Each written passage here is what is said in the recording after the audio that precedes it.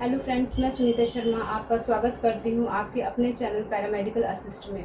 तो आज अपना कंटिन्यूस लेक्चर चल रहा है माइक्रोस्कोपिक एग्जामिनेशन। माइक्रोस्कोपिक एग्जामिनेशन में मैंने आपको जो प्रोसीजर होता है वो मैंने आपको बता दिया है, और जो भी नए स्टूडेंट बने हैं तो उनसे रिक्वेस्ट है कि वो मेरी प्रीवियस वीडियो पे जाकर फिजिकल एग्जामिनेशन, केमिकल एग्जामिनेशन और माइक्रोस्कोपिक एग्जामिनेशन के बारे में विस्तृत रूप से स्टडी कर लीजिए। अब अपना जो टॉपिक चल रहा है माइक्रोस्कोपिक एग्जामिनेशन, इसमें जो नए स्टूडेंट बने उनको मैं थोड़ा बेसिक दोबारा रिपीट कर देती हूँ जिससे कि आपको आगे का समझ में आए। इसमें मैंने आपको बताया कि जो यूरिन होता है, यूरिन एनालिसिस में जो अपन मेनली किस चीज़ को डिटेक्ट कर रहे हैं। यूरिन एनालिसिस में आपको पता है कि यूरिन में क्या होता है, कुछ स्वेलेबल पार्टिकल्स होते हैं और कुछ अनस्वेलेबल पार्टिकल्स होते हैं।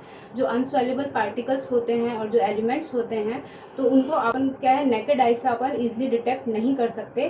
तो क्या होता है कि जब अपन नेकेड आई से मतलब अपनी जो खुली आंखें उनसे अपन ईजिली डिटेक्ट नहीं कर सकते, तो अपन उनको डिटेक्ट करने के लिए अपन को माइक्रोस्कोप की हेल्प लेनी पड़ती है। उसी को अपन माइक्रोस्कोपिक एग्जामिनेशन कहते हैं।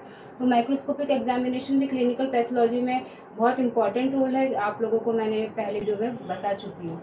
तो अब इसमें क्या है कि अपन जो कैसे प्रोसीजर मैंने आपको बताया कि अपन पहले क्या करेंगे कि एक टेस्ट ट्यूब लेंगे। टेस्ट ट्यूब में अपन ने 5 to 10 ml आपने यूरिन लिया, उसको सेंट्रीफ्यूज करेंगे। सेंट्रीफ्यूज इसलिए करेंगे ताकि जो भी सॉलिड पार्टिकल्स है, जो अनसॉल्युबल पार्टिकल्स हैं जो अपने सेडिमेंट में प्रेजेंट है, वो क्या होगा, जब अपन सेंट्रीफ्यूज की मशीन से उसको सेंट्रीफ्यूज करेंगे 1500 आरपीएम से 2500 आरपीएम या 3000 आरपीएम तक अपन उसको सेंट्रीफ्यूज करेंगे। 5 से 10 मिनट तक आपको सेंट्रीफ्यूज करना है, क्योंकि मिनिमम टाइम आपका 5 मिनट है और मैक्सिमम आपका 10 मिनट है। वो मैंने आपको अभी प्रीवियस वीडियो में मैं बता चुकी हूँ। तो आप उस तरीके से आप उसको जब सेंट्रीफ्यूज करेंगे तो क्या होगा, जो सॉलिड पार्टिकल्स होंगे वो ट्यूब है उसमें क्या होगा, वो सेटल डाउन हो जाएंगे नीचे बॉटम में। और जब जो अपना सुपरिटेंडेंट पार्ट होगा उसको आप क्या करेंगे, डिस्कार्ड कर देंगे। और जो नीचे बॉटम में जो अपना सॉलिड पार्टिकल और जो सेडिमेंट के रूप में जो प्रेजेंट हुआ है उसमें से 1 ड्रॉप आप लेंगे और स्लाइड पे 1 ड्रॉप आपने डाली और कवर स्लिप की हेल्प से आपने उसकी आप क्या करेंगे, उसकी स्लाइड प्रिपेयर कर लेंगे। अब जब स्लाइड अपन ने प्रिपेयर कर ली तो उसको अपन को माइक्रोस्कोपिक में देखने के लिए अपन क्या करेंगे, 10x और 40x पे अपन स्टडी करेंगे। तो इसको आप किस तरीके से लिखेंगे, centrifuge fresh urine at a low speed 1500 to 2500 rpm for 5 to 10 minutes and discard the supplement and make the deposit emulsion by the slow swirling. Take 1 drop of emulsion on a glass slides and cover by a cover slip. तो अब अपन ने क्या किया, मैंने आपको बताया कि आप क्या करेंगे, उस पर कवर स्लिप आपने जब स्लाइड पे कवर स्लिप डालेंगे तो आपको ये चीज़ ध्यान रखना है कि एरर के लिए आपको ये ध्यान रखना है कि आप किसी तरीके का उसमें एयर बबल ना आए। फिर उसके बाद आपने 10x और 40x पे उसकी अपन स्टडी करेंगे। तो अब अपना सबसे पहला मैंने आपको बताया जो सेल्स है, सेल्स में अपनी सेल्स हैं मुख्य रूप से कौन कौन सी है, एक RBC red blood cells, WBC white blood cells और थर्ड है आपका एपिथेलियल सेल्स। तो अभी अपन सबसे पहले स्टडी कर रहे हैं आरबीसी रेड ब्लड सेल्स। तो रेड ब्लड सेल्स फ्रेंड्स आप लोगों को पता होना चाहिए कि नॉर्मली अपने यूरिन में प्रेजेंट नहीं होना चाहिए।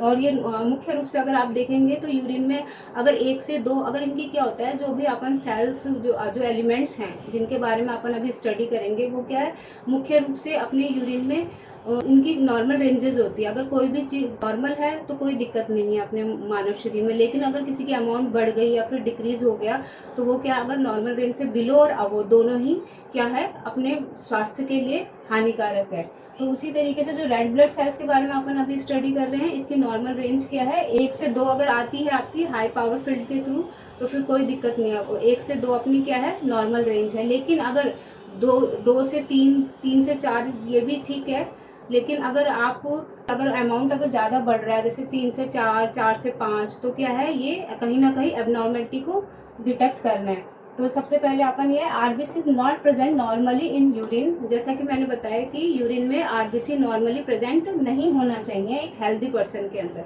But normally the amount of RBC in urine is very low और negligible.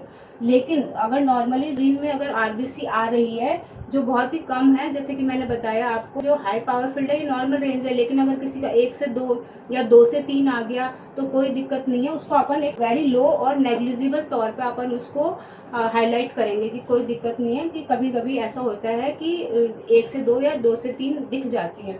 But increase RBC known as a haematuria. जैसा कि मैंने आपको अभी आपने पहले स्टडी किया था केमिकल एग्जामिनेशन में डिटेक्शन ऑफ ब्लड में कि अपन हेमेचूरिया किस टर्म्स को अपन कह रहे हैं। अगर क्या the presence of RBC in large amount we call a haematuria. Haematuria का मतलब है कि अगर आरबीसी की क्वांटिटी और जो अमाउंट है वो क्या है ज़्यादा आ रही है पर्सन के यूरिन में, तो उस कंडीशन को अपन क्या कह रहे हैं, हेमेचूरिया कह रहे हैं।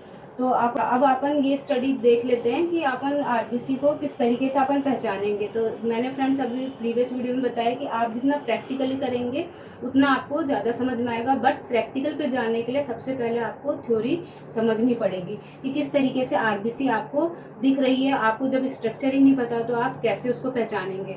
तो अब आप आरबीसी के मैं आपको बता देती हूँ कि किस तरीके से वो दिखेंगे, और आप कुछ छोटे छोटे पॉइंट्स अगर आप उनको अपने दिमाग में रखेंगे तो आप आरबीसी को और डब्ल्यूबीसी इनमें क्या होगा अपन इजीली डिफ्रेंशिएट कर सकते हैं।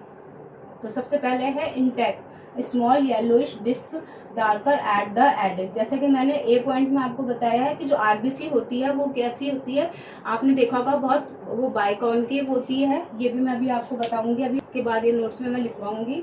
वो क्या होती है, बाइकॉन्केव होती है। और जो ये एडेज होती है वो क्या होती है, जब आप माइक्रोस्कोप में फाइन करेंगे 10x पे और 40x पे तो क्या होगा कि वो एकदम शाइन करेगी आपको, जो बिल्कुल खोखली होती है एकदम इस तरीके से खोखली होगी। लेकिन क्या होगा जब आप इसको फाइन करेंगे तो ये आपका ये जो इसका जो कोना है ये जो वो क्या होगा आपको शाइन करेगा, बिल्कुल डार्क डार्क में शाइन करेगा। और ये जो बीच का जो पोर्शन है वो क्या है आपको खाली नजर आएगा, मतलब ऐसा लगेगा कि जैसे आप किसी खोखली चीज को देख रहे हैं। तो ये क्या हो गया अपना सबसे पहला पॉइंट मैंने आपको बताया इंटैक्ट वाला, स्मॉल येलोइश डिस्क, और उसका एडेज क्या होगा 8 माइक्रो तक होगा। सेकंड है आपका, जब मैं आपको ये चीज़ पता होगा कि जब अपना यूरिन बहुत ज़्यादा हाइपरटोनिक होगा या हाइपोटोनिक स्टेज पे होगा सॉल्यूशन में, तो क्या होता है वहाँ पे क्या होता है आरबीसी क्या होती है क्रिएनेटेड हो जाती है। और जब हाइपरटोनिक डाइल्यूशन में होगा तो वो क्या होगा स्वेलन हो जाती है। तो जब आपके जब यूरिन में आरबीसी अगर स्वेलन टाइप में दिखेगी आपको तो क्या होगा थिन सर्किल्स इंक्रीज और डायमीटर, उसका डायमीटर कितना होगा 9 से 10 माइक्रो का। नॉर्मली मैंने आपको बताया अभी कि इसमें इंटैक्ट में कितना आ रहा है, उसका एडेज 8 माइक्रो आ रहा है। और जब वो स्वेलन होगा मतलब वो थोड़ा सा क्या हो जाएगा डायमीटर 9 से 10 माइक्रो हो जाएगा। अब उसी तरीके से क्रिएनेटेड है, क्रिएनेटेड में क्या होता है, क्रिएनेटेड का मतलब होता है कि जब आरबीसी जब हाइपरटोनिक सॉल्यूशन में होता है डाइल्यूट फॉर्म में, तो फिर क्या होता है जो आरबीसीज होती है वो क्या होती है क्रिएनेटेड फॉर्म में हो जाती है। क्रिएनेटेड के लिए मैंने आपको बताया, आप बी डायग्राम देखिए। क्रिएनेटेड का मतलब होता है कि ये थोड़ा सा गोल की बजाय थोड़ा पीले टाइप हो जाते हैं, इनको क्या बोलते हैं क्रिएनेटेड होते हैं ये। आप इसको माइक्रोस्कोपिकली आप जब देखेंगे तो आप लोगों को अच्छे से समझ में आ जाएगा। ये मैंने थोड़ा समझाने के लिए आपको ये डायग्राम मैंने बताया है ताकि आप लोगों को इजीली समझ में आए। और बाकी बुक्स में भी आप देख सकते हैं इसका डायग्राम। जैसा कि आप जानते हैं कि आरबीसी क्या होती है बाइकॉन्केव शेप में भी होती है, और तो उसका डायमीटर कितना होता है 7 माइक्रो तक होता है। In dilute urine red blood cell swell up and lysis. In dilute मतलब कि जब यूरिन अपना हाइपोटोनिक स्टेज पे होता है तो क्या होता है कि जब उसमें आरबीसी जो एक्सक्रीट हो रही है वो कैसी किस पोजीशन में एक्सक्रीट हो रही है, स्वेल और लाइसिस में, मतलब अपने आप वो स्वेल हो रही है और अपने आप उसका ब्रेक डाउन हो रहा है। और जब हाइपरटोनिक यूरिन होता है तो क्या होता है रेड ब्लड सेल्स कैसी पाई जाती है उसमें क्रिएनेटेड टाइप पाई जाती है। तो अब अपना जो सेकंड सेल है वो क्या है डब्ल्यूबीसी। तो डब्ल्यूबीसी का फुल फॉर्म है वाइट ब्लड सेल्स, और उसको अपन लिकोसाइट भी कहते हैं। तो अपना मेडिकल टर्म क्या हो गया लिकोसाइट। डब्ल्यूबीसी के बारे में अब अपन थोड़ा बहुत डिस्कस कर लेते हैं। The WBC test in urine microscope help to detect the infection of a inflammation in urinary tract. तो जैसा कि आप लोगों को पता है कि डब्ल्यूबीसी अपने बॉडी में जब इन्फेक्शन होता है तो फिर क्या होता है अपना डब्ल्यूबीसी काउंट बढ़ जाता है। आप चाहे ब्लड में देख लीजिए चाहे यूरिन में देख लीजिए, जब ह्यूमन बॉडी में अगर किसी भी प्रकार का इन्फेक्शन पाया जाता है तो सबसे पहले अपनी डब्ल्यूबीसी काउंट क्या होता है वो बढ़ जाता है। तो इसी तरीके से, और ये सबसे पहले इसका इंडिकेशन क्या होता है कि किसी भी प्रकार का इन्फेक्शन अगर ह्यूमन बॉडी में होगा तो ये क्या होगा इसका इंक्रीज हो जाएगा ऑटोमेटिक। और नॉर्मली डब्ल्यूबीसी आर एब्सेंट और फ्यू इन यूरिन। अगर आप नॉर्मली देखें तो डब्ल्यूबीसी यूरिन में नहीं पाई जानी चाहिए। डब्ल्यूबीसी अगर आपका 1 से 2, 2 से 3, 3 से 4 है तो अपन नॉर्मल उसको काउंट कर सकते हैं। लेकिन अगर अपना 4 से 5, 5 से 6, 10 से 15 या फिर कई बार होता है कि बहुत ज़्यादा इन्फेक्शन होता है तो किसी किसी पर्सन के उसमें क्या होता है फुलफिल्ड भी कहा जाता है।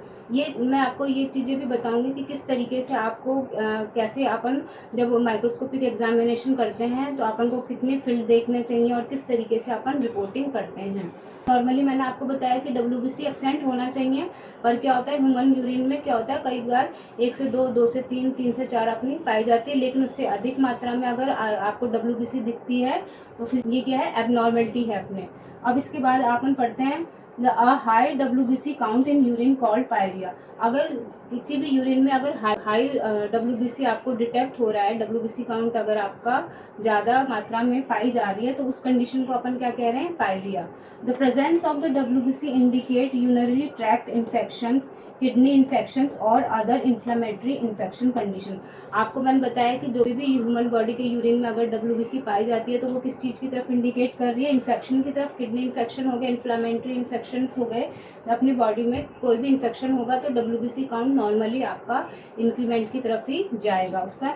अब इसमें क्या है, under a microscope WBC appear as a round with a visible nucleus. अब आप देखिए कि जब मैंने आपको RBC की स्ट्रक्चर के बारे में बताया, उसी तरीके से क्या होता है अपना WBC का भी स्ट्रक्चर होता है। WBC का स्ट्रक्चर जो होता है उसमें क्या होता है, वो भी राउंड होता है, इस तरीके से राउंड होगा, लेकिन उसमें क्या होगा, उसमें न्यूक्लियस आपको इजिली विजिबल होगा।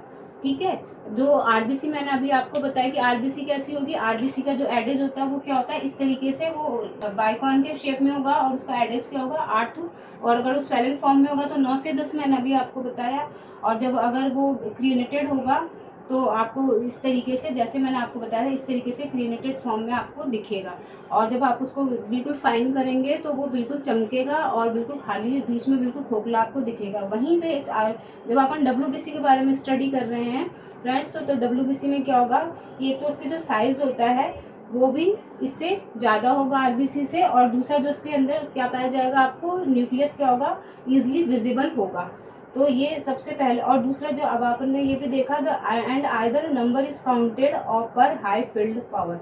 अब इसमें क्या है, इसको अपन काउंट करेंगे, और काउंट करेंगे तो इसमें मैंने आपको बताया कि किस तरीके से आप माइक्रोस्कोप में जब माइक्रोस्कोपिक एग्जामिनेशन करते हैं तो अपन को कितनी फील्ड गिनने होते हैं, एटलीस्ट 10 फील्ड आप फाइन करके जो सेल्स जो भी आप डिटेक्ट कर रहे हैं उनको आप उसमें काउंट करेंगे कि 10 फील्ड में आपको कितनी RBC दिख रही है, कितने आपको WBC दिख रही है, उसी के हिसाब से आप कैलकुलेशन करेंगे और फिर अपन उसको रिपोर्ट आउट करेंगे। तो नॉर्मली मैंने आपको बता दिया है कि जब RBC 0 to 2 हो गया, 1 से 2 हो गया, तो अपनी नॉर्मल रेंज में आ रही है। और WBC क्या हो रहा है, अगर 1 से 2, 2 से 3, 3 से 4 हो रहा है तो भी ये नॉर्मल रेंज में। लेकिन जब इनसे ज़्यादा आ रही है इनकी काउंट, तो वो क्या है, अपनी एबनॉर्मलिटी शो कर रहा है, चाहे वो WBC हो चाहे वो RBC हो। हम डिस्कस कर लेते हैं कि WBC का स्ट्रक्चर कैसे होता है और इनके बारे में आपको थ्योरेटिकल नॉलेज होना चाहिए, किस प्रकार से दिख रहा है, कि किस तरीके से उसकी कुछ पहचान है जो अपने क्या है माइंड में रहना चाहिए, जिससे कि अपन इजीली डिफ्रेंशिएट कर सके कि RBC कैसा होता है, WBC कैसा होता है। तो इसमें बताया, फर्स्ट पॉइंट है अपना intact clear granular disc 10 to 15 micro and the nucleus में भी विजिबल। अभी मैंने आपको अभी बताया है कि क्या होता है, जो WBC होती है वो RBC से, उसकी क्या होता है, जो डायमीटर है वो क्या है, RBC से ज़्यादा है। RBC का मैंने अभी आपको बताया था 8 माइक्रो, और WBC का कितना है, 10 से 15 माइक्रो। और जो डिफ्रेंशिएट है वो मैंने अभी आपको RBC का अच्छे से बता ही दिया है। और उसी तरीके से क्या है, WBC में क्या होगा, ये थोड़ा सा क्या है, इसका शेप आपको RBC से थोड़ा सा बड़ा दिखेगा, और इसमें न्यूक्लियस आपको क्या है, इजीली विजिबल होंगे, और कुछ लेस अमाउंट में क्या होगा, ग्रैनुल्स भी आपको देखने को मिलेंगे। जब अपन प्रैक्टिकली देखेंगे और बार बार देखेंगे तो अपन इजीली डिफ्रेंशिएट कर सकते हैं कि कौन सी RBC है और कौन सी WBC है। इसी तरीके के बी पॉइंट पे चलेंगे, distorted shape and shrunken less granular. ठीक है, अभी मैंने आपको बताया था percy the clumps of the numerous degenerated cells. अब मैंने आपको बताया कि क्या होता है कि जब भी अपन कोई भी स्लाइड अपन प्रिपेयर कर रहे हैं, अब मैंने आपको बताया कि अपन को RBC की स्टडी करते हुए अपन को कम से कम 10 फील्ड अपन को काउंट करना चाहिए। अब क्या होता है कि अगर अपने किसी भी अगर फील्ड अपन देख रहे हैं, कई बार आप जब स्टडी करेंगे तो आप देखेंगे कि उसमें इतनी ज़्यादा अमाउंट में RBC या WBC इतनी ज़्यादा अमाउंट में होती है, क्या होता है पूरा फुलफिल्ड होता है, मतलब कि आपसे इजीली काउंट नहीं हो रहा है, अनकाउंटेबल आपको RBC या WBC अगर आपको डिटेक्ट हो रही है तो उस फॉर्म को अपन क्या करते हैं, फुल फिल्ड कहा जाता है उसको। उसी तरीके से इसमें लिखा है the clumps of the numerous degenerated cells. तो अगर आपके है जब भी आप 10 फील्ड आप गिन रहे हैं, एक से मतलब 2 या 3 फील्ड आप गिन रहे हैं और उसमें आपको देख रहे हो कि आपको क्या 20 से 25 दिख रही है या फिर 25 से ज़्यादा आपको WBC दिख रही है, तो अपन उस कंडीशन को क्या कहेंगे कि ये क्या है, ये जो फील्ड है वो क्या है, फुलफिल्ड है। ठीक है। The presence of the many leukocytes specially in the clumps और यूजुअली इंडिकेट है UTI इन्फेक्शन। अब मैंने अभी आपको बताया कि जो WBC होता है, जो मेनली उसका क्या होता है इंडिकेशन, अगर WBC पाया जा रहा है तो वो इन्फेक्शन की तरफ अपन को इंडिकेट कर रहा है। और मोस्टली जब UTI इन्फेक्शन होता है किसी भी पर्सन को, तो क्या होता है, उसका WBC का जो काउंट होता है उसका बढ़ जाता है। अब हम थर्ड सेल्स के बारे में डिस्कस कर लेते हैं। अपनी थर्ड सेल्स है एपिथेलियल सेल्स। तो एपिथेलियल सेल्स में क्या है, the presence of epithelial cells in urine as a common but a higher number में इंडिकेट इन्फेक्शन और kidney infection. The presence of epithelial cells मैंने आपको बताया कि नॉर्मली यूरिन में क्या है, कॉमन है, बट लेकिन अगर ये नॉर्मल रेंजेस से ज़्यादा पाई जा रही है तो कहीं ना कहीं ये अपन को इंडिकेशन कर रही है किसके बारे में, किडनी इन्फेक्शन और UTI इन्फेक्शन के बारे में। There are 3 type of epithelial cells. ये इसकी जो 3 टाइप्स में ये बटी हुई है एपिथेलियल सेल्स, कौन कौन सी है, squamous epithelial cells, transitional epithelial cells और रीनल ट्यूबुलर एपिथेलियल सेल्स। तो स्क्वैमस एपिथेलियल सेल्स के बारे में अपन जान लेते हैं। Squamous epithelial cells come from the urethra और vagina and large rectangular cells. जो एपिथेलियल सेल्स है, जब उसकी बहुत लार्ज अमाउंट में आपको रेक्टेंगुलर शेप में आपको दिखेगा तो इट मीन्स क्या है, ये आपका स्क्वैमस एपिथेलियल सेल्स है। ये मोस्टली जो एपिथेलियल सेल्स है वो आपको रेक्टेंगुलर शेप में दिखेंगे और इसमें क्या है, न्यूक्लियस भी आपको विजिबल होंगे। अब सेकंड है आपका transitional epithelial cells. Transitional epithelial sales क्या है, ये भी लार्ज सेल्स है और ऑफ्टन डायमंड शेप होती है with a distinct nucleus and they come from a bladder and urethra. तो ये क्या है, इसके जो न्यूक्लियस है उसके शेप में वेरियस आपको चेंजेस पाए जा सकते हैं एंड देयर हाई काउंट में इंडिकेट अ UTI और कैथराइजेशन। और अगर इसका काउंट अगर आपको ज़्यादा दिख रहा है तो वो किस तरफ अपन को इंडिकेट कर रहा है कि पर्सन को या तो UTI है या फिर कैथराइजेशन की कंडीशन में भी एपिथेलियल सेल्स जो हैं, ट्रांजिशनल एपिथेलियल सेल्स, वो उनके काउंट आपको ज़्यादा पाई जा सकती है। तो थर्ड है अपना renal tubular epithelial cells comes from a kidney and their increased presence can be in a sign of a kidney problems like a acute tubular necrosis। जो रीनल ट्यूबुलर सेल्स है अपनी, वो क्या है, अपने बॉडी में कहाँ से एक्सक्रीट हो रही है, किडनी के थ्रू। और जब मैंने आपको नॉर्मल रेंज होती है 1 से 2, 2 से 3 अगर होती है तो कोई मतलब ये नॉर्मल रेंज में आ रहा है। लेकिन अगर इनकी प्रेजेंस अगर ज़्यादा अमाउंट में आ रही है तो वो क्या है, कहीं ना कहीं अपन को एबनॉर्मलिटी शो कर रही है। और इसमें क्या है, ये साफ साफ किस चीज़ को इंडिकेट कर रही है, किडनी प्रॉब्लम्स को इंडिकेट कर रही है। तो इसमें क्या रीनल सेल्स के आपको क्या होता है, स्मॉल, इसमें बताया कि वो स्मॉल्स होती है, लेकिन जनरली क्या होती है, उनकी साइज़ कैसी हो जाती है, जब आप 1 या 2 ल्यूकोसाइट्स को जब आप मिलाओगे तो इतनी उसकी साइज़ हो जाती है। और क्या होता है, उसमें वेरी ग्रैनुलर होते हैं, उनमें आपको ग्रैनुल्स मिलेंगे। ये जैसे इसकी साइज़ है, मैंने ये बताया सेल्स जो है, ये इसमें क्या है, आपको इसकी जनरली साइज़ क्या होगी, जितनी अपनी 1 से 2 पस सेल्स होती है, ल्यूकोसाइट्स होती है, वो दोनों उसके बराबर ही क्या है, इसकी एक आपको दिखेगी और ये आपको ग्रुप में दिखेंगे 1 या 2 या 3 इस तरीके से आपको डिटेक्ट होंगे। और क्या होता है, the nucleus is refractile and the clear visible. और जब आप माइक्रोस्कोप की हेल्प से इसको फाइंड करेंगे तो क्या होगा, उसका न्यूक्लियस आपको इजिली विजिबल होगा and there are mostly present in protein urine. तो ये जो रीनल ट्यूबुलर एपिथेलियल सेल्स है वो मोस्टली ऐसे पर्सन के यूरिन में पाया जाएगा जो प्रोटीन इंटेक ज़्यादा करते हैं। तो इसी तरीके से अब मैंने आपको ये डायग्राम के थ्रू बताया, रीनल सेल्स का आपको दिख गया। और यही जो मैंने आपको ट्रांजिशनल एपिथेलियल सेल समझाया था उसमें क्या है, ये डायमंड शेप के होते हैं, इनमें फिर न्यूक्लियस आपको दिखेगा। तो क्या कहने का मतलब है कि जो इनका एपिथेलियल सेल्स का जो साइज़ होता है वो क्या होता है, थोड़ा लार्ज होता है, रेक्टेंगुलर टाइप होता है और ये इसमें मोस्टली ग्रैनुअल्स होते हैं। और जब आप इसको बहुत फाइन करेंगे तो इनका न्यूक्लियस आपको इजीली विजिबल होगा। उम्मीद करती हूँ आपको मेरा ये छोटा सा इन्फॉर्मेटिव वीडियो पसंद आया होगा और अंत तक बने रहने के लिए थैंक्स फॉर वॉचिंग। तो लाइक कीजिए, शेयर कीजिए और सब्सक्राइब कीजिए।